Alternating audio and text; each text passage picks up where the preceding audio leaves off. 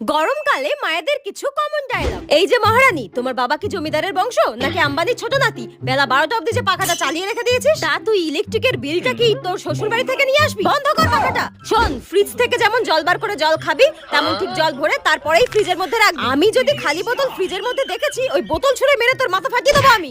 টেপি, একদম কিন্তু ice cream cold drinks খাবি না, তোর কিন্তু ঠান্ডা দাঁত বলে দিলাম আমি।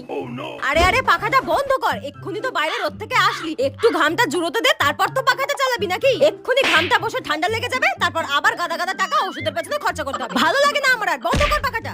ব্যাস, বাইরে থেকে এসে ফ্রিজের জলটা গদ গদ করে গিলছে। কেন, তুই কি জীবনে জল খেতে পাস না? বাইরে জলটা খা। শোন, বেলা 3টে বেজে গেছে। এরপর যদি স্নান করতে গিয়ে বলেছিস ট্যাঙ্কের জল গরম হয়ে গেছে, একটু ফ্রিজ থেকে জল এনে দাও, মিশিয়ে নি, ঠান্ডা করে নি, তোর পিঠের চালে মেরে তোর পিঠ গরম করে দেবো আমি। স্নান করবি যা। টেপি, গরম পড়ে গেছে কিন্তু, এবার একটু জলটা বেশি করে খা।